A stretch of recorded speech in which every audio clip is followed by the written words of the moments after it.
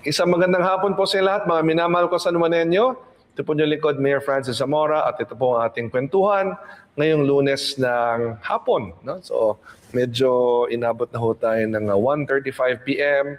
Sunod-sunod po ang naging activities natin for the day. At puwera sa ating flag raising ceremony at executive legislative breakfast meeting, tayo po ay tumungo sa ating makabagong San Juan National Government Center para po sa ating World Immunization Week celebration, kasama po ang Department of Health. At tamang-tama, pinag-uusapan natin ang health ng ating mga mamamayan, ay patuloy natin pag-usapan ngayon ang San Juan Medical Center sapagkat marami pa rin hong mga usap-usapan sa social media pagdating ho sa mga katotohanan at maaring mga hindi katotohanan pagdating sa ating ospital. So, tama ba sinabi ko? Katotohanan at hindi katotohanan or mga kasinungalingan o fake news. No? So, whichever works best. No? Anong word ang mas nakaka-encompass sa mga nangyayari ngayon sapagkat usap-usapan sa social media, yung post ng ibang mga tao.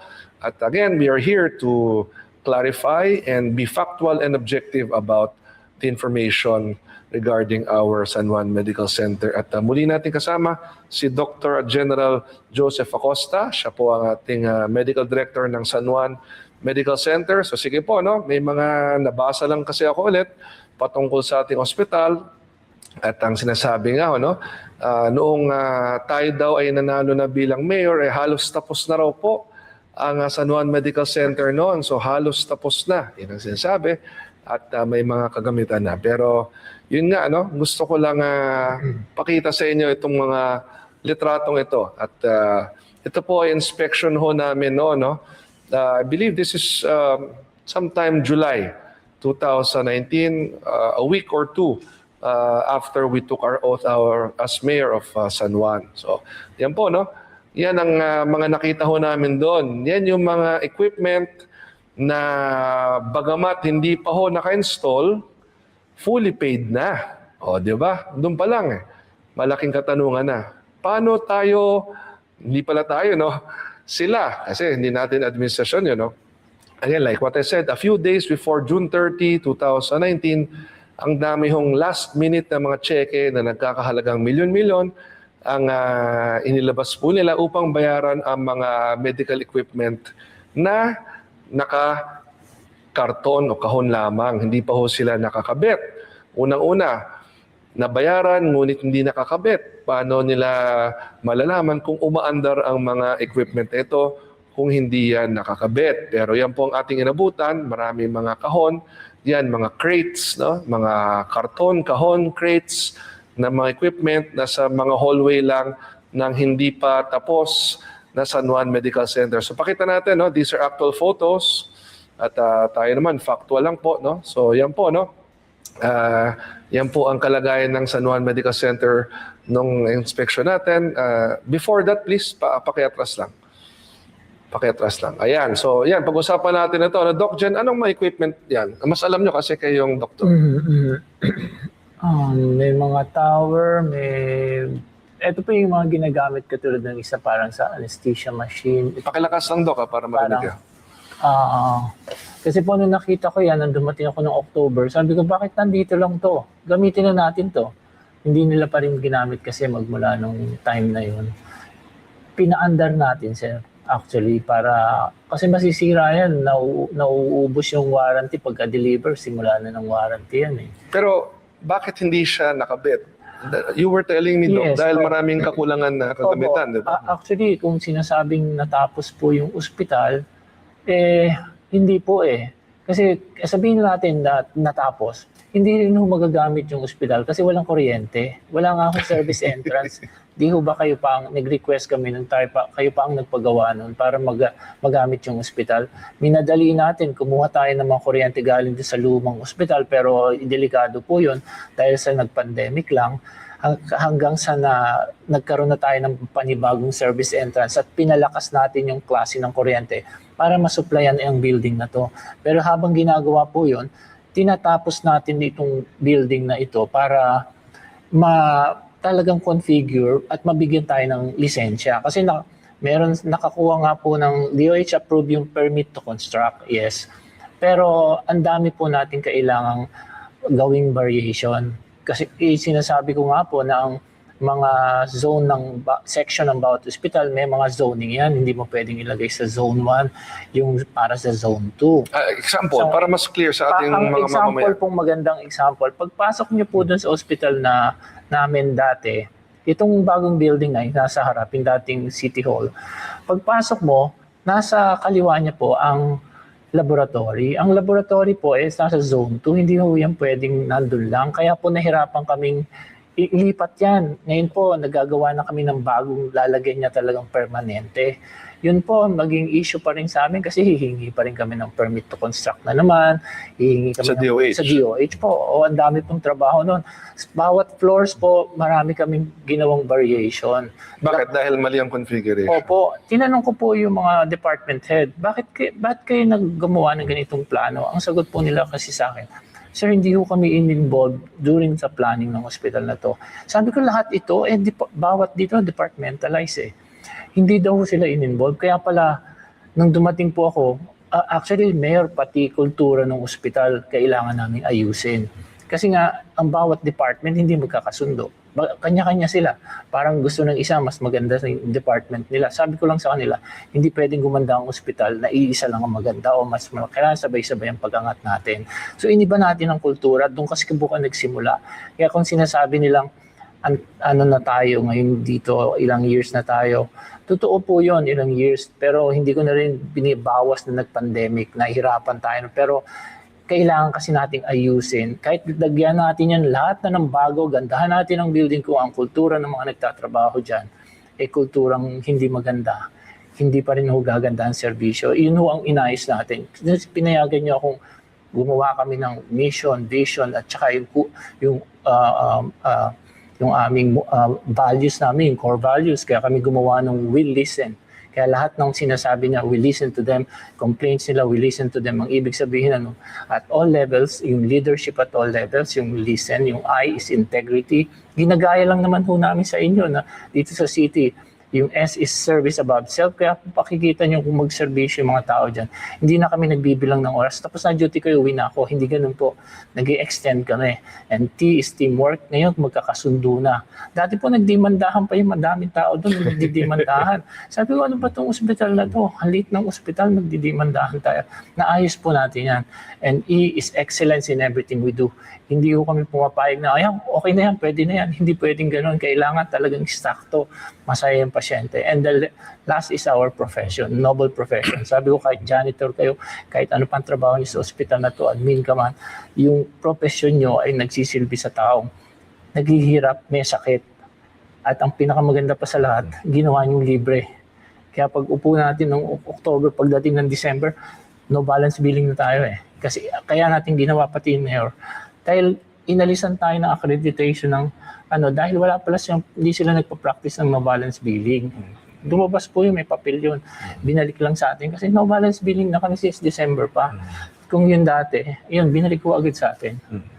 At yun, Doc, pag-usapan natin yung mga kawani ng San Juan Medical Center dati. So, how were they treated? So, hindi sila pinapromote, mababa mga sweldo. Anong kaibahan noon sa ngayon? Mayor, kung siguro matatandaan ko lang kasi kinumpute ko yan eh. Nasa halos 90% ng tao doon dati. 90%. Opo, mga contractual lang sila. Baka hindi pa pumanik ng 10%. Ngayon po, nasa mga 15 na tayo. Kasi 15%. Opo, inuunti-unti natin. Nagpe-permanent tayo at napo-promote na po sila. At ang pinakamaganda pa, in-standardize nyo ang sweldo. Even yung doctors noon, ang salary grade ng mga residenteng papasok, MO2. Wala nang ganon. Ginawa na natin sing standardize sa katulad na ng DOH, MO3 na, malaki na sweldo nila. Hindi na katulad dati. Kaya pala po, nakita natin, pinaaral niyo sa akin, bakit mababa ang moral ng mga tao? Kasi ang sweldo nila, ganito lang, mamaya alis na sila. Hindi sila masayang magtrabaho pag kinumpara nila yung trabaho. Kaya na kasi mangot. Isa po pa yan sa kanila. Kasi syempre, kahit sino namang nagtatrabaho, kung hindi maganda yung conditions sa work environment, ibig sabihin yung culture, yung atmosphere, yung workplace, yung salary, di ba? All of these factors are, kumbaga, adding to the fact that disgruntled yung mga empleyado. Kaya pag Opo. disgruntled employee ka, pag humarap ka sa pasyente, kumbaga mararamdaman ng pasyente, bakit nakasimangot, ba't di masaya itong mga healthcare workers? Yung pala, Doc, dahil sa conditions nila dati, no? Sa Opo. sweldo, sa Opo. nagiging mga, kumbaga yung treatment sa kanila, no? Opo. Pagdating sa kanilang mga sweldo at promotions. Opo. Maalala niyo, Mayor, nung nag-planning ang city sa Baguio nung way back 2019, for last quarter. Ininvitan niyo po ako, hindi pa po ako part nito. Inaral ko po ang SJMC, binigyan niyo ako ng isang linggong pag-aralan siya. Inaral ko po siya, kinumpare ko lang siya sa dalawang ospital na 150 beds. Then meron pong during the parang workshop na yon, merong nagli-lead, sabi nila, ilagay niyo lang kung anong problema ng department niyo. Tapos alamin niyo kung bakit, anong reason. Ang nilagay ko, kasi wala pong pinadalang ibang galing SJMC, ako nga po yung napadala doon na hindi pa ako SJMC, pero naaral ko siya, alam ko kung ano nangyayari. Ang pinakang nangyayari sa SJMC noon, nilagay ko lang doon sana, hindi masaya ang pasyente. Kasi sa lahat minit ko yung mga tao, kinuha ko yung, bakit hindi masaya? Bakit hindi masaya? Kasi walang gamot. Kasi pag may gamot, binigay siya, inumin mo to, bibigyan ka ng baso mo, bibili ka ng tubig doon sa nurse station, 5 pesos. Bibili ka pa ng tubig? Opo, totoo po yun. Kasi, Sandali, Doc, pakita mo lang ang ibang photos, kasi maraming photos yan. Before you continue, yan, no? Again, before we forget, no? So ito po ang inabutan natin sa San Juan Medical Center noong una o pangalawang linggo, no? I just don't remember exactly. Pero ano yan, definitely first or second week of July 2019. So yan po, no? Mga equipment, naka-box pa, naka-crate pa, naka-kahon o karton, no? Next photo, please. Ayan. So yan, no? Yan po ang sinasabi nilang halos tapos na, no? So sa base sa nakita ko, mukhang hindi pa halos tapos yan. Next, please. Ayan. So, hindi mukhang halos tapos yan. Tignan mo yung sahig, oh. Semento pa lang. So, next, please. Ayan. Hindi mukhang halos tapos yan. Next, please. Ayan. So, yan po, no?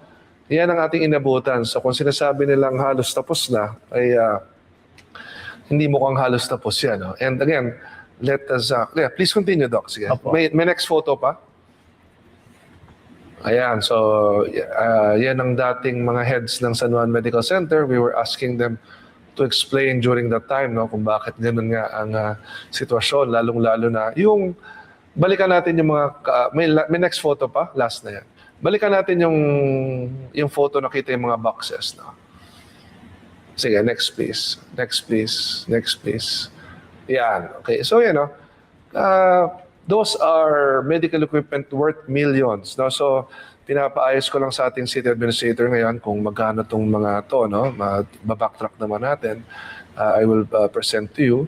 Pero isipin nyo, millions worth of medical equipment uninstalled. Okay, Doc, uninstalled. Ay nabutan natin ganyan lang. Untested, because unang-una, paano mo matetest kung gumagana yan? Nakakahon pa nga, nakakrate pa nga. Ang masama dyan, uma-under ng warranty. Kahit na hindi pa nagagamit, hindi pa nakakabit, uma-under ng warranty. At saka hindi mo basta-basta ipa-plug lang sa kuryente yan. Kumbaga, you need facilities kung saan mo ikakabit yan. You need additional equipment. Again, no? Kaya nga nasa hallway lang yan dahil hindi nila maikabit nung panahong yon. At remember, 18 years po sila at they had 18 years para ayusin lahat to. At yan ang ang inabutan natin. So, Doc, balik lang kayo, Doc, doon sa sa sinasabi niyo about yung planning session sa Baguio nung nagpunta tayo. Ano yung mga kung mga observations niyo? Opo. Yun nga po, bakit hindi masaya yung pasyente? Dahil nga dun sa mga bagay na gano'n, kung nakabigyan ka ng gamot, bibili ka rin ng tubig. So bibili ka pa ng tubig, Opo. Hindi lang pala ventilador ang binabayaran hindi lang pala yung pagsaksak ng kuryente para magpainit ng tubig, pati pa rin tubig mismo. Noong pong pina-audit nyo sa akin yung ospital, hindi ko po in-audit yung tungkol sa budget nila. Pero nung sinabi ko yung bakit walang gamot? So, binenchmark ko po sa 250 beds ng hospital dito sa Metro Manila. Yung isa po, ang budget niya is 100 something million sa gamot. 100 something. Kulang pa rin yung kanya. Dun sa isa naman, 170 plus million, kulang pa rin sa kanila. Tinignan ko po yung 5 years na admission ng pasyente nila, halos pare-parehas. Ganon din po kalaking na-admit dito. Pero yung sa San Juan po, napakalungkot. Wala pang 20 M yata yung sa gamot. Hindi ko naman For a whole year. For a whole year. Pero sabi ko, paano nabubuhay ang paano makakasya yan? Ang ginagawa daw ng pasyente, pupunta dito sa City Hall at manghihingi ng hindi ko alam kung paano sila binibigyan ng pambili. Parang ganun. Bibigyan daw sila, pero dadaan sila rito. Ang maganda po ngayon kasi sa atin, nung sinabi ko po ngayon, during pinipresent ko na siya, sinabi nga ni City Admin sa akin nun what if we increase muna, gawin muna natin at least 40 million yung sa gamot. Sabi ko, that will be a good start, but it will not be sufficient. Kaya lagi tayong dinadagdagan nyo pa, dagdagan pa, kaya umabot tayo ng almost 100 plus para sa gamot pa lang. Kasi ang 150 beds, hindi kukulangin talaga yon. Pero hindi ko lang alam bakit hindi siguro sa kanilang time, baka maganda yung sistema na yan. Pero hindi ko po, kasi sa dami po ng ospital na hinawakan ko, hindi ganun po ang sistema. Para sa pasyente, hindi sila nahihirapan. Kasi nga po, even dun sa pagtatayo ng hospital, tinuturo ko po ito sa graduate school, sa Master in Hospital Administration. Isa pong subject na itinuturo ko yung Hospital Infrastructure Planning and Design. Kaya nakikita ko po yung, nung sinabi niyo, tignan ko yung ospital. Nung tinignan ko yung ospital, sabi ko, mahirapan kami kumuha ng lisensya nito pag napatakbo to. Kasi nandito yung iba-ibang zoning. Yun nga, Doc. Balikan natin yung number 1 kanina na. So, let's talk about yung configuration. Kasi okay, para sa kalaman ninyo, inabutan ko pa yung lumang City Hall dati. So, bago itong City Hall na to, dito sa Barangay Corazon de Jesus, kung saan nga ho nagkaroon ng mga violent demolition, no? Pagdating sa mga mamamayan natin mula sa Corazon de Jesus, sila po ay na-demolish, nagkaroon ng napakaraming kaguluhan ho rito. Maraming nasaktan. Yan naman po ay bunga ho ng naging violent demolition sa Barangay Corazon de Jesus para lamang itayo itong City Hall na nakasalukuyan. So bago yan, Doc Jen, hindi mo na inabutan, ang San Juan Medical Center ngayon ay isang dating City Hall. At yung building ng City Hall na yun yung ginawang ospital. Di ba? Kaya mahirap sapagkat yung design ng isang City Hall ay iba sa design ng isang ospital, di ba? Kung ito, ni-retrofit, no? Kung ano yung lumang hospital dati, yun ang ginamit, kung ano yung lumang City Hall dati, yun yung ginamit bilang ospital. Kaya siguro, no? Yung mga sinasabi niyo, Doc, na yung locations, yung zoning, yung configuration, alanganin because it was not really designed to be a hospital. Pinilit lang siya maging hospital. Kasi nga, dati na siyang building na existing. No? So, again, you were telling me earlier that ang DOH maraming sinisita sa atin, no? Sa ospital ngayon, bakit ganito, bakit ganyan. And kayo na nagsabi na dahil nga, ito yung inabutan nating mga zoning nung time na yon. So anyway, again, we are just being very objective. We're being very factual. Again, the photos we showed kanina, totoo naman po yun. Kung may makakapagsabi po nagsisinungaling ang mga pictures na yun, magsalita po kayo at sabihin niyo po sa mukha ko na sinungaling ako. Pero kung totoo yan, mabuting tumahimik na lang po kayo. At next, no? Again, usap-usapan, yung meron daw dapat na dialysis center. So Doc, number 1, no, can you tell us the status, no, of the dialysis center that our Makabagong San Juan administration is building at bakit hindi yun magawa dati? May sinasabi kayo tungkol doon sa STP na requirement. So please explain to the public para maintindihan po nila. Sa ngayon po, meron na tayong dialysis center. Nandiyan na yung machine, nagawa na natin yung infrastructure. Actually, pati yung mga lazy boy na hihiga ng mga pasyente, nandiyan na po lahat. Pati yung water filtration niya, nandiyan na rin po lahat yun. Isa po sa pinakamahirap na requirement nun ay yung sewage treatment plant. Ito pong STP na to, diyan pumupunta lahat ng waste materials galing sa dialysis center. Yung kung old SJMC, meron po yung STP na hindi na gumagana. Ito pong ginawang bagong building sa harapan, meron din po siyang STP pero hindi napagana. Kasi nga po, hindi nila mapapagana, kahit kami hindi namin napagana, kasi kailangan magkaroon siya ng kuryenteng kayang patakbuhin yung mga makina sa ilalim. Ngayon po, tayo pa po ang naggawa nito, Mayor. Ni-request ko sa inyo yan, kaya tayo nagkaroon ng malaking service entrance na hindi pwedeng maliliit lang kasi malalaking kuryente, 400 something, hindi ko alam kung ano yung ang tawag dito. But from 200 sa luma, ginawa natin 400 para lahat pwedeng papatakbo yung mga machine. Isa po dun sa patatakbuhin yung STP. Ang requirement naman po ng DOH, kailangan namin makakuha ng permit galing sa DNR. Pag pinatakbo mo yun, ang gusto ng DNR, 2 months mo siyang patakbuhin bago kanya bigyan para makita niya kung malinis talagang lumalabas yung tubig. May mga testing po yun. Sa hanggang ngayon po, yung po rin pong contractor nung previous administration ang gumagawa nung kasi hindi pa yun napatakbo. Si struktura. Opo. Tama, opo, si struktura pa rin. Opo, Okay. sila. Ginagawa pa rin nila, sinabi nila sa amin, baka makatapos sila in 1.5 months. So hindi pa rin sila tapos? Di ba po eh.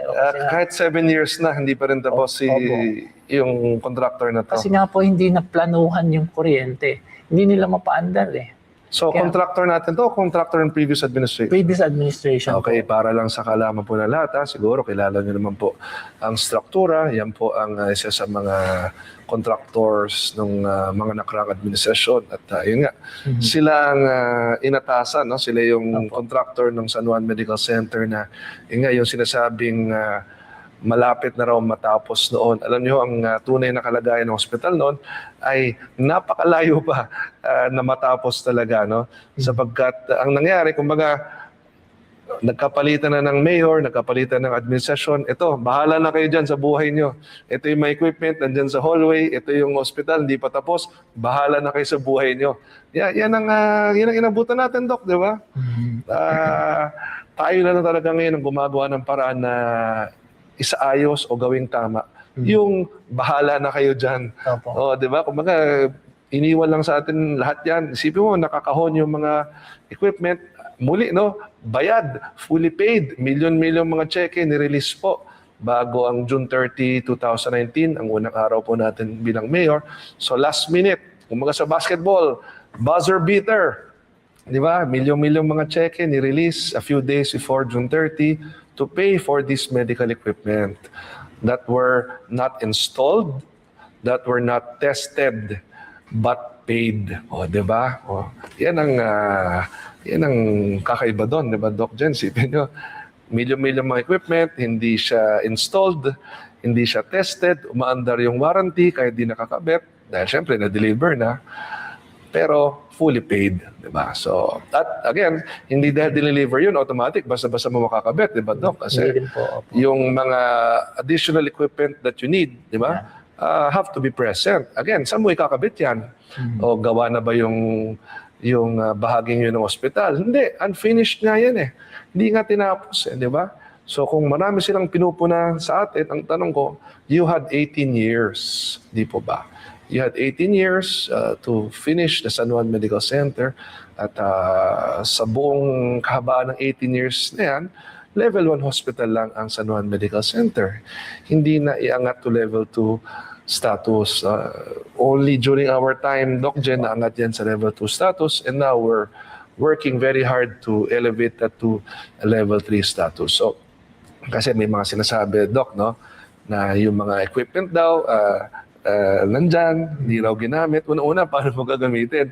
Hindi nga naka-install, hindi nga nakakabit, kulang na mga kagamitan.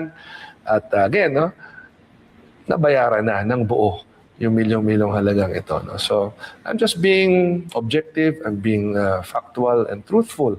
At yun naman po ay alam ng mga mamamayan natin, lalong-lalo na sa mga nagtatrabaho sa San Juan Medical Center, mga taong nakakaalam po no, sa kalagayan ng ating ospital noon at ngayon. But again, the objective here is to improve our hospital. So, gaya naman po na aking sinasabi, napakalaki na ho ng pinagbago ng San Juan Medical Center mula noon hanggat ngayon, no? From 2019, no? June 30, 2019, up to the present, napakalaki na ho ng pinagbago. Ngunit, aminado po tayo na marami pa ho tayong aayusin. At ito po, good news sa inyo lahat. No? So, question lang, Doc, no, before I relay the good news. Yung sinasabi ninyong dialysis center natin ngayon, nandiyan na, pero ano lang kailangan para magamit natin ito? Ang napag-usapan natin, Mayor, total hindi pa siya magamit gaya yung STP niyan, pina-expand niyo pa siya, dinagdagan niyo siya ng 5 from the 6 para 11. So we can dialyze 44 patients from SJMC na kaya pa natin expand later on. Okay. Pero at this time, ito na muna tayo. Okay. Pero yung 44 patients na yun na dinadialyze from sa mga San Juaneños, magagawa dito. Okay. So, yung STP ang gumagawa, yung contractor nila. Contractor po Naku, nila. bantayan niyo mabuti. Kasi, alam mo, for a contractor to take 7 years to finish something, di ba? Medyo langanin, di ba? So, bantayan natin mabuti. Kasi, tanda mo, hindi natin alam kung tama ba yung ginagawa ng contractor. Di ba? Kaya tayo nadidelay. So, anyway, bantayan natin mabuti. Basta again, sinasagot lang natin yung mga nakikita natin sa social media, ang katotohanan, ang expansion ng hospital, unfinished, no? Hindi tapos, ang daming nakatiwangwang, ang daming hindi natapos. Tayo na nga ho ang tumapos. It took us quite some time also because additional funds po ang kailangan ho dyan para tapusin. Nireconfigure natin yung mga physical infrastructure ng hospital kasi nga ho, no, hindi naman basta-basta sasalpak yan kung saan-saan. Kailangan may tamang lugar, tamang mga positioning, tamang mga zoning, tamang mga equipment. Hindi dahil dineliver sa iyan, i-on mo na lang yan. Hindi mo yan basta ipa-plug lang at papaanda rin. No? These are highly technical equipment that need a lot of installation processes, mga equipment, mga peripherals, di ba? So hindi yan basta-basta salpak lang, di yan parang TV na saksak mo lang aandar na, no? So, pero muli, no, ang katanungan natin, nabayaran kahit na uninstalled, di ba? Nabayaran kahit nakakahon pa at nakakrate. No? Sige, moving forward, ito po, no, good news to all of you. Una-una, tayo po ay ilang beses na ho, no, nakipag-ugnayan sa ating Department of Health patungkol po sa ating mga kinakailangan mga medical equipment sa San Juan Medical Center at ganun din sa ating application for Level 3 status. No? So, alam ko po, maraming mga requirements for Level 3 status. Hindi ho ganun kadaling gawin yan. It's not just about our equipment. It's not just about facilities. It's also about the manpower complement. So, I have been constantly meeting with the Department of Health. Mismo si Secretary Ted Herbosa po ang ating kausap kanina po during our during our World Immunization Week launch. Kausap po ang dalawang undersecretary po ng Department of Health. Ganun po din ang ating regional director. So we will be meeting soon regarding our application for Level 3 status. Pero ngayon pa lamang nagpapasalamat po tayo sapagkat yung mga nirequest nating equipment ay approved na po. At ito po ay hiwalay. Ito po ay hiwalay pa sa mga medical equipment na personal po nating inirequest sa ating mahal na Pangulong Ferdinand R. Marcos Jr. So, mispong si Pangulong Marcos na po ang ating nilapitan at kinausap patungkol sa ating San Juan Medical Center sapagkat pinaliwanag ko sa kanya ang sitwasyon ng ating ospital, yung mga medical equipment at facilities na kailangan pa ho natin. At binanggit ko sa kanya lahat yan. At siya naman po ay nagpakita ng kanyang suporta sa ating lungsod ng San Juan sapagkat mahabang panahon dito po siya tumira, lumaki. Hanggang ngayon, nandito po ang kanilang tahanan. Kung kaya't ang ating pong request ay sinang-ayunan po niya at unti-unti na pong din-download sa ating lungsod ang pondo para dito. Kaya ako po ay lubos na nagpapasalamat sa ating mahal na Pangulong Ferdinand R. Marcos Jr. at talagang natutuwa sapagkat yung pangarap po natin na isa-isa nang makumpleto ang mga kagamitan ng ating San Juan Medical Center ay naisa sa katuparan na po. At ang aking paalala ay patuloy lang po kayo magtiwala sa inyong Mayor Francis Zamora. At ang ating layunin po ay bago tayo matapos ang ating termino sa June 30, 2028 ay makumpleto na ho natin ang mga kagamitan na kakalanganin po dyan. No? Hindi po yan ganun kadali dahil nga ho sa sitwasyon ng San Juan Medical Center na inabutan po natin, maraming mga dapat ayusin, maraming mga accreditation dapat kunin, maraming pondo po ang kinakailangan upang tuluyang ayos po ito.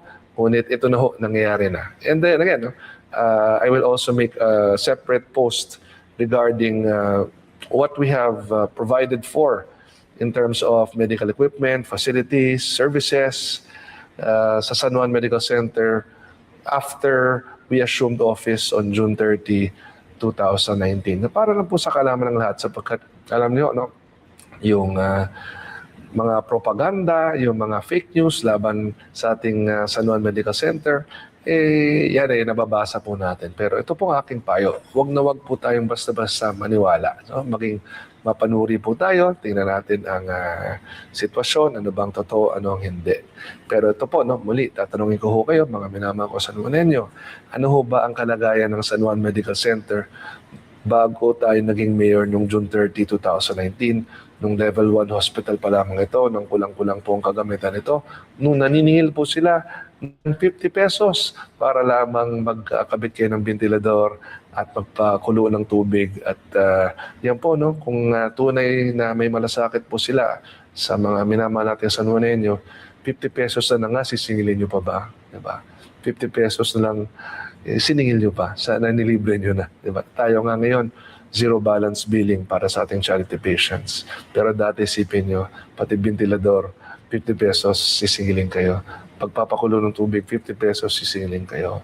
At ito po ay base sa mga testimonials ng ating mga San Juanenyo na nakaranas po nito nung mga panahong iyon. No? So again, kung kayo po nanonood, please comment. Totoo ba ang sinasabi ko na dati ay itong pagkabit ng ventilador at pagpapakulo ng tubig ay sinisingil po kayo ng 50 pesos, no? Bulak, alcohol, no? Pati ba naman yun?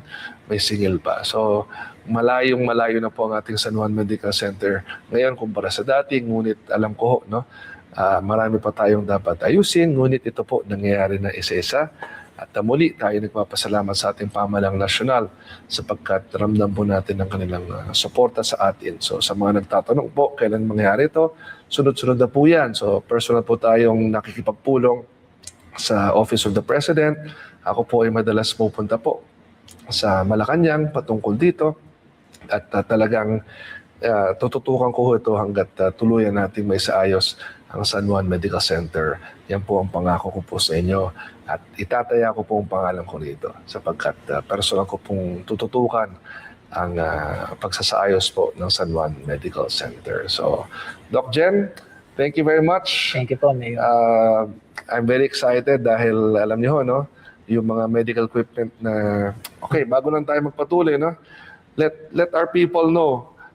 Wag nyo na lang muna i-finalize lahat kasi in phases yan. Ano? But again, ano yung mga aasahan nating mga bagong medical equipment na papasok na at magagamit na ng ating San Juan Medical Center para sa ating mga pasyente. So una, MRI, correct? Correct, Mayor. Okay, so meron ba tayong MRI dati, Doc Jen? Wala po. Wala. Eh bakit may nagsasabi? Dati raw, merong MRI na, hindi raw natin ginamit. Wala po, Mayor. Oh, so wala. So, okay, no? Sana kung meron nagkamali na nagsabi dati na may MRI, no? Sana kung nagkamali po ang mga nagsasabi na may MRI dati, maging honest naman po tayo. Wala po tayong MRI mula noon hanggat ngayon dito sa San Juan Medical Center. First time pa lamang ngayon sa ilalim ng ating makabagong San Juan Administration. At ang pondo po ay pumasok na sa ating pamahalang lungsod. Maandar na po ang procurement process para dyan at give us just a little time at pagkakaroon na ho tayo ng ating first MRI sa San Juan Medical Center. Pag-usapan natin yung CT scan, Doc Jen. No? So Opo. may inabutan tayong CT scan dati. Pero 7 years na yun. Kumbaga, lumang-luma na. Kaya madalas nasisira. Operational ang ating CT scan facility. Pero currently under service. Opo, Diba? under Kasi nasira na naman eh. Dahil luma na nga ang equipment na ito, ay mas mabilis na siyang masira. Gaya ng anumang equipment, no? Pag naging mas luma na, mas madalas nang nasisira. At tuwing nasisira, yan ang laki ng binabayad natin. Dahil nga yung parts na kailangan ay napakamahal. No? So, part of what we will buy will be a new CT scan. Yan. Kasi yung luma dati, lumang-luma na. Diba? At talagang sirain na. So, kailangan yung mga luma, palitan na. Diba? Ng mga bago. Diba? Yung makabago, dun tayo. So, aside from the MRI and CT scan, Doc Jen, what can our people expect? Naku, magugulat po sila dahil gagandang sobra ang ating ospital. Aside from that, magkakaroon na sila ng hinihiling nila lagi na kompletong laboratory at tertiary level laboratory na may blood bank na siya. Magkakaroon pa rin po tayo, Mayor, yung ating surgical ward. Magkakaroon na yun ng surgical ICU. Magkakaroon na rin po kayo ng burn unit. Yung mga napapasok, dadala pa natin sa tertiary hospital. Magkakaroon din kayo ng 2-bed burn unit. Dahil puso ang sunog dito, hindi natin basta nagagamot, dinadala pa natin sa tertiary. Dito, makakapag-skin graft na kayo, kumpletong gamit. Binibili na rin niyo po yun, Mayor. Magkakaroon pa rin po tayo yung lalaki po ang IM ward natin, yung medicine ward ng male and female, lalaki po yan. Doon sa pinapaayos na yung old building, gagandahan niyo po yun, yung may plano kayo, yung gagawin po yun this year. Pati yung taas na 4th floor, gagawin po yun para sa surgery. Ang surgery po na napakaganda na, pati mga gamit, magkakaroon kayo ng ambulatory center, yun po yung mga OPD lang, yung mga maliliit na bukol, magpapa-scope, meron na rin pong scope room doon. Kompleto po. Meron na ring recovery room doon. Approved na po yan ng DOH. Pati yung permit to construct na approved ng DOH. Ngayon po ay nasa bidding process na sila. Okay. May bid na po. Very good. So, At saka pinakamalaki po, Mayor, baka makalimutan ko lang, yung cardiac cath lab, pag inatake ka nun, dadaling pa natin siya sa heart center or cardinal. Kung may kaya magbayad sa cardinal sa heart center. Ngayon po, magkakaroon tayo nun. Pag inatake ka sa puso, pwede ka na ditong gawing angiogram, angioplasty. wow. Opo. So, angiogram, angioplasty, kakayanin na ng San Juan Medical Opo. Center. Ang ginawa po kasi natin, bago natin, kumuha na tayo ng mga doctors na sila yung mga nagpaplano. Even yung dialysis center natin, sir, meron tayong nephrologist na 2. Sila po ang nagplano noon kasi sila yung expert doon eh. Kaya ang ganda ng pagkaplano natin doon. Yung mga plano natin ginawa ngayon, ini-involve natin ang mga tao. Kaya mahirap magkamali kung kasama sila. Hindi tayo dapat magkamali. Opo. Kasi mahalaga po na pag nagpaplano tayo, we have to take everything into consideration. Lalong-lalo na yung kung mga tamang pag-construct, diba? Tamang proseso. At again, all of this will really complete our San Juan Medical Center. At ito po, hindi ho ito kwento lamang sapagkat yung pondo, nandiyan na po, pumasok na yung first phase, yung ibang mga phase ay sunod na rin pong papasok. So tayo po ay patuloy na nakikipag-ugnayan po sa Office of the President dahil nga po, isa po ito sa mga talagang inilapit natin kay Pangulong Ferdinand R. Marcos Jr. Ang matulungan po tayo na makumpleto ang ating San Juan Medical Center na nag-iisang pampublikong ospital po natin. Alam naman po natin na bagamat malaki na po ang ikinaganda mula June 30, 2019 ay marami pa rin mga kakulangan na ating isa-isa ng pupunuin upang dumating ang panahon very soon na masabi ng lahat na kompletong-kompleto ng ating ospital, lahat ng kailangang serbisyo ay makukuha na rito. So Doc Jen, we really just have to make sure na yung kagamitan, pasilidad, pati yung mga manpower at yung technical expertise na natin mga i-hire ng mga bagong mga kawani sa San Juan Medical Center, makumpleto na natin ang lahat ng ito. And again, I acknowledge our constituents when it comes to various complaints. Hindi naman natin po dinideny yan. Ngunit gusto ko hong malaman ninyo na isa-isa na ho natin itong mareresolba sapagkat yung hinihintay ho nating mga bagong equipment, mga facilities, at ang ating application for Level 3 status ay tuloy-tuloy pong tinututukan ng inyong Mayor Francis Zamora.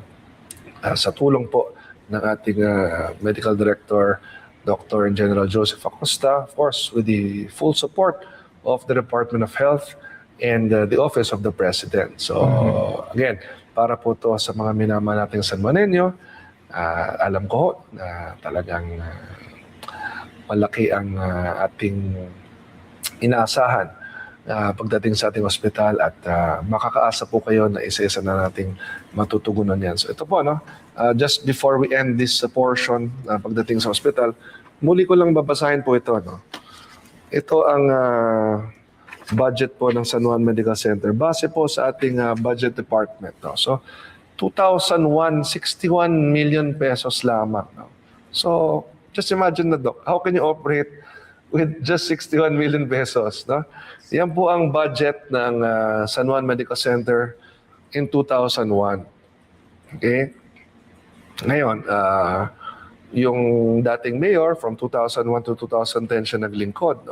So noong 2010, 110 million lang. So kahit sabihin mong naka 9 years na siya, ang tinaas ng budget ay somewhere close to, let's compute nga, 110 million minus 61 million, magkano yan? 49 million? Is it correct? Bakit double check? Approximately. Baka sweldo pala. Tama? Compute. 110 million minus 61 million. 49 million. So in 9 years, 49 million lang ang tinaas ng budget nila. So why are we talking about the budget? Kasi kung seryoso po kayo sa pagsasaayos ng ospital, dapat maglalaan kayo ng pondo para dito. Kasi ang pagsasaayos ay nakalaan sa pondong pumapasok. So, yun lang po ang in-increase in 9 years. And,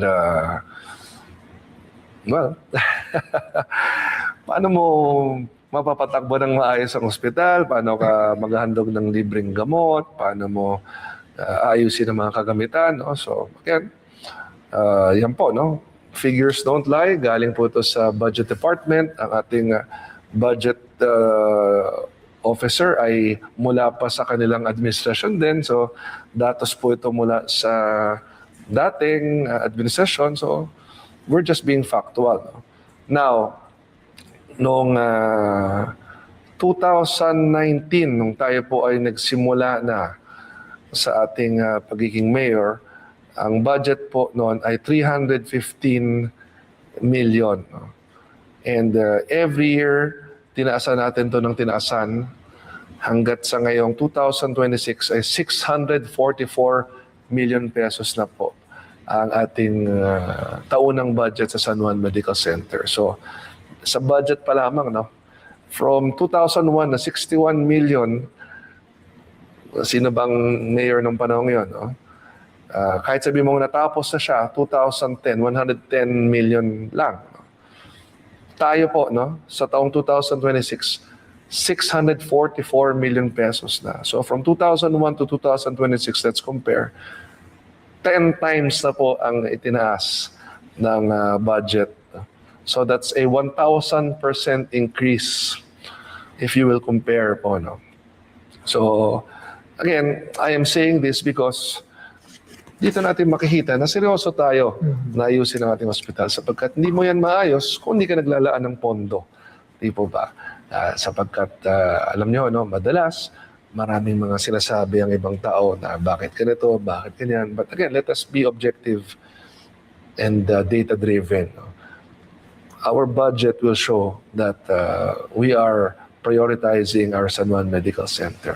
Pati yung increase ng mga sweldo ng mga kawani natin, yung pag-promote sa kanila, kung maliit budget mo, paano mo sila susweldohan ng tama? Paano mo sila bibigyan ng tamang benepisyo? Di po ba? Yes, Mayor, and you hired almost double. Nag-start tayo dyan noong 2019, 190 lang, 180 something ang employees. Ngayon po, almost 500 na employees. Wow, imagine that, no? So, again, yan po, no? Kaya ko iniimbita si Dr. Acosta sapagkat araw-araw siya pa nagpapatakbo ng ating hospital, he would know, no? Ano yung kalagayan noon, kalagayan ngayon, at muli, no? Moving forward. Focus tayo sa moving forward. Pero ayoko lang kasi yung maraming sinasabi na hindi totoo, maraming mga paratang, mga paninira, no? So, again, to everyone watching, kayo magsabi kung totoo bang sinasabi ko o hindi, diba? Merong mga nag-comment, so pakita natin yung mga comments, no? Para at least malaman natin base sa kanilang mga karanasan kung totoo ba yung sinasabi ko. Rolando Robles, totoo po yun, Mayor, sinisingil ng 50 pesos pag gumagamit ka ng kuryente. Sipin niyo yun, ako, I cannot imagine. 50 pesos na lang, siningil mo pa. Diba? Kumaga, ang liit na halaga, pero ang masakit doon, imbis na ilibre mo, diba? Alam nyo, yung maliit na halaga ay malaki para sa iba, lalong-lalo na sa mga talagang hirap sa buhay. Pero para sa akin, yung 50 pesos na yan, bakit siningil pa? Diba? Ba't di mo na lang inilibre? Kumbaga, hindi ko talaga maintindihan. Pasensya na. Sige po, next. Net Showa, Mayor Francis Zamora, maraming natuwa po sa action ninyo sa Hospital ng San Juan. Thank you, Net. At muli, no, hindi pa tayo tapos. Marami pa tayong ayusin at yun naman po ay bagay na tinatanggap ko po. No? Gusto ko lang linawin, no? Tayo po ay patuloy na nagsusumikap upang tuluyang makumpleto ang mga kagamitan ng ating San Juan Medical Center. Di pa po tayo tapos, tuloy-tuloy po ang ating pagsusumikap. Taon-taon po ay pinapaganda ho natin yan. Pero itong last 2 years and 2 months po, yan na, makikita natin sabay-sabay na po yan. At pagdating sa kaduluduluhan ng ating termino, makita niyo po ang tunay na kaibahan ng ating makabagong San Juan. Okay, so next please, meron pa ba? Jeffrey Musa, the best ka talaga, Mayor Francis Zamora. Magpatuloy ka sa malinis sa trabaho, Mayor. Wag mo nang pansinin mga naninira sa'yo. Hayaan mo na sila. God bless po. Thank you, Jeffrey. At alam nyo, bahagi naman talaga ng ating paglilingkod. No? Meron talagang mga ganyan. No? Maraming sasabihin laban sa atin. Pero ang tunay na katanungan lang naman dyan saan ho ba kayo mas masaya? Sa ating makabagong San Juan ngayon o sa nakaraan, diba? Sapagkat kung sa tingin natin, mas maganda talaga ating makabagong San Juan, pagpatuloy po natin. Pero kung gusto niyo bumalik sa dati, nasa sa inyo po yon. Kung sa tingin niyo mas maganda nung nakaraan, then again, it is your choice. Pero kung sa tingin niyo mas maganda yung kasalukuyan nating nararanasan, pagpatuloy po natin. Di po ba? Next please. Julie Obong, Super Mayor Francis Zamora, maraming salamat sa Malasakit Center. Nililibre ang aming pamilya sa mga laboratory at pati na sa hospital bill.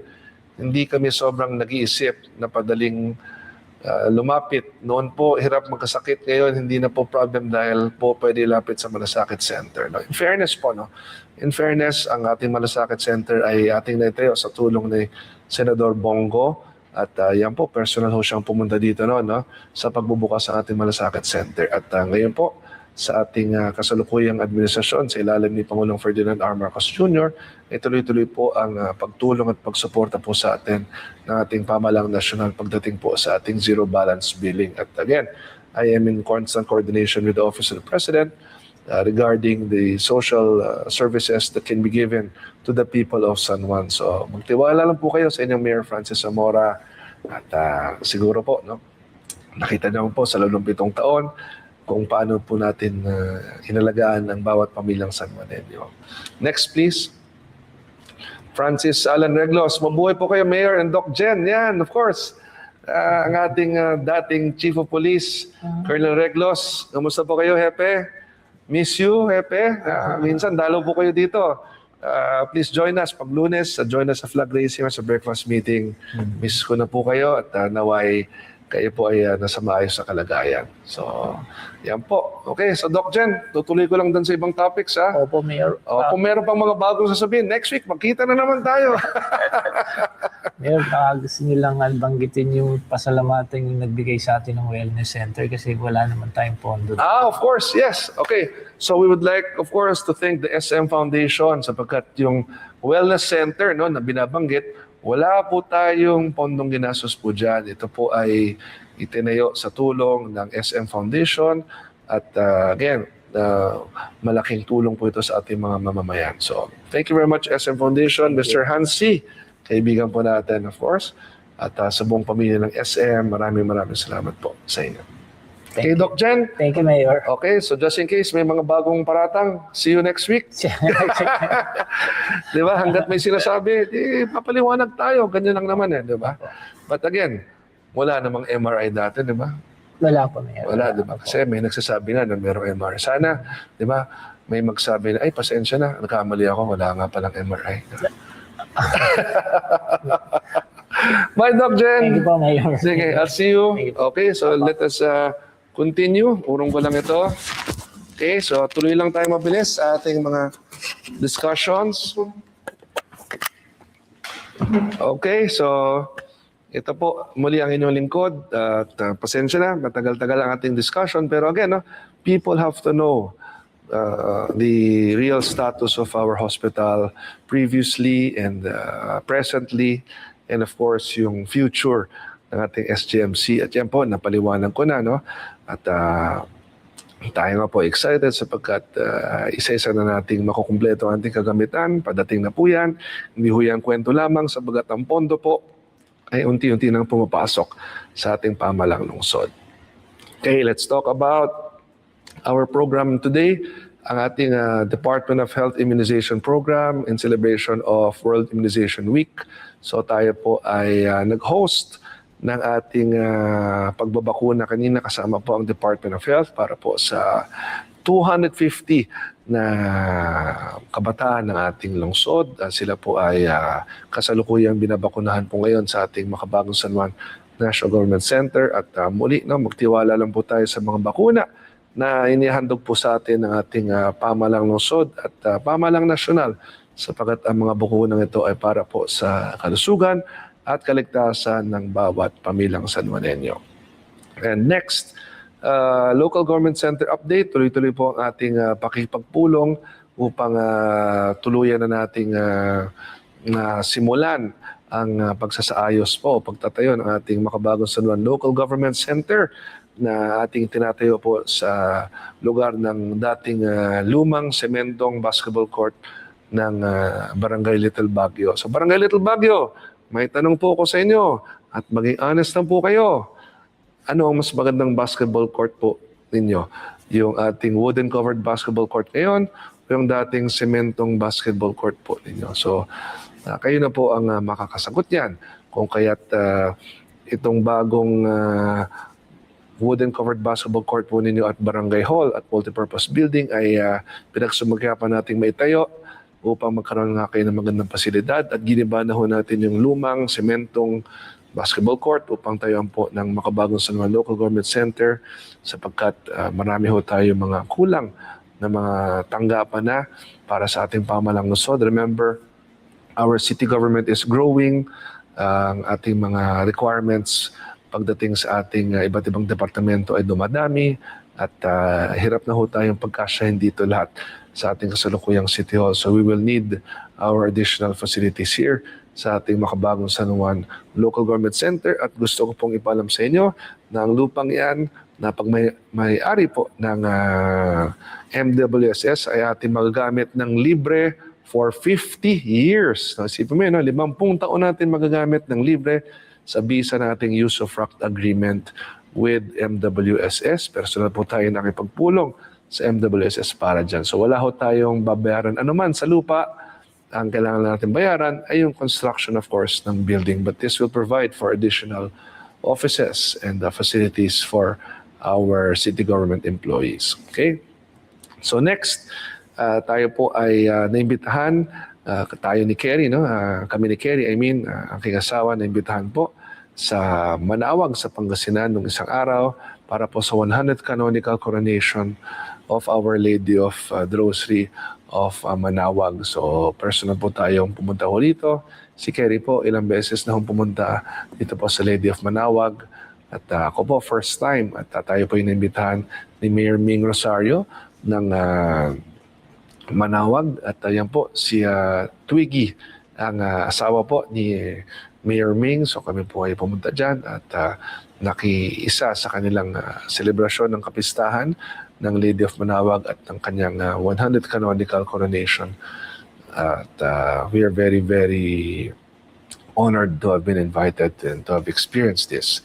At nung isang araw din po ay nagsagawa ho ng Barangay Caravan ang ating pamalang lungsod dito po sa North Green Hills. Ang aking anak at Special Assistant to the Mayor na si Rocco Zamora po ang pumunta ho upang makiisa sa ating Barangay Caravan. So tayo po ay nakapaghandog ng iba't ibang serbisyo ng pamalang lungsod through the caravan. At again, 2 days after, ang COMELEC naman po ay nagsagawa ng satellite registration. So because of the schedules given by COMELEC, ay sinasabayan natin ito ng barangay caravans para ho, merong 1 full week of services sa community, lalong-lalo na po sa Green Hills. So, yan, nakianak na si Rocco during the barangay caravan in North Green Hills. And I would like to share with you po na sa this Thursday, Northeast Green Hills naman ang venue ng ating barangay caravan. At sa Sabado po, ay ang COMELEC ay magsasagawa rin ng satellite voters registration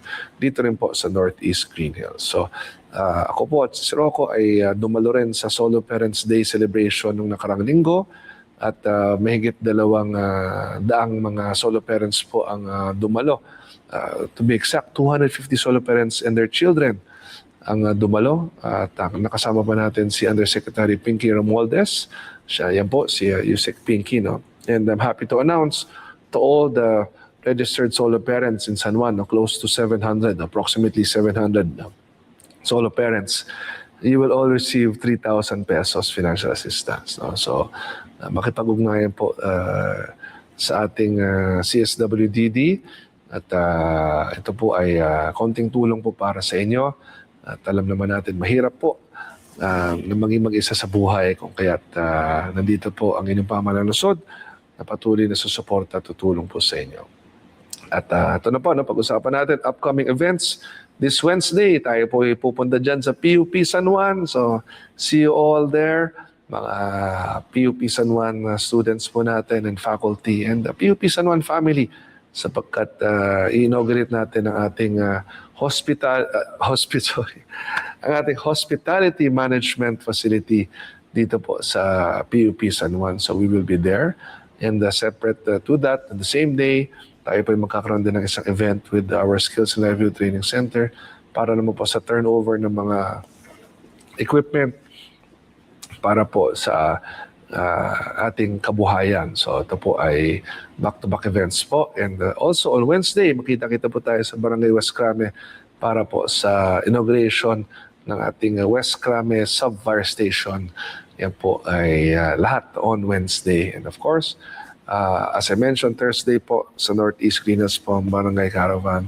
At sa Sabado naman po ang inyong satellite voters registration. So sa lahat po ng mga minamahal nating kapwa Pilipino mula po sa lungsod ng Dagupan sa lalawigan po ng Pangasinan, tayo po ay naimbitahan ni Mayor Belen, ang inyong pong napakasipag at napakabait na mayor, para po sa inyong Bangus Festival at tayo po ay dadalo. Bahagi po ng ating tungkulin as League of Cities of the Philippines National President na dalawin ang ating mga member cities sapagkat tayo po ay namumuno sa 149 na mga city mayors po sa buong Pilipinas. Napakarami ho nila. Napakarami ho namin. At sinisikap natin isa-isa silang madalaw sapagkat ang ating pagdalaw po ay paraan upang makapag-usap po kami tungkol sa mga pangangailangan nating mga lungsod sa ating bansa. At tayo po nagsisilbing tulay patungo po sa ating pamahalang nasyonal. At yun din po ang pamahalang nasyonal po, yung mga nais silang ipaabot sa ating mga lungsod, ay tayo rin po ang nagsisilbi bilang tulay. At dahil nandun po tayo, at tayo ay naimbitahan, ay magsasagawa na rin po tayo ng isang sisterhood agreement signing kasama po ang lungsod ng Dagupan. So by April 30, the city of Dagupan will be our new sister city. At May 1 po, holiday, at Labor Day po ito. So tayo po ay magbibigay pugay sa lahat ng ating mga manggagawa sa ating lungsod at ganoon din sa ating bansa. So, mabuhay ang mga manggagawang Sanmonenyo at mga manggagawang Pilipino. At sa araw na ito, May 1, ay magdiriwang din po ng kapistahan ang Mascardo dito po sa Barangay Little Baguio. So, magkita-kita po tayo dyan sa inyong misa. At ganoon din po ang kaarawan ni Father Matias, ang ating parish priest po ng Santuario del Santo Cristo. So, see you on May 1 and see you on May 3 sa Feast of Santo Cristo. Ang inyong lingkod po since May 3, 2004, wala pa po tayong absent sa kapistahan po ng Santo Cristo. So, makita-kita po tayo sa May 3. So, let's proceed again. No? Tayo po ay nagkaroon ng isang pagpupulong kasama ang Rotary Club of Business and Servant Leaders. So, we are excited to tie up with them for various projects and programs for San Juan. Tayo po ay dinalaw din ng ating BAR, ating bagong BAR San Juan RDO.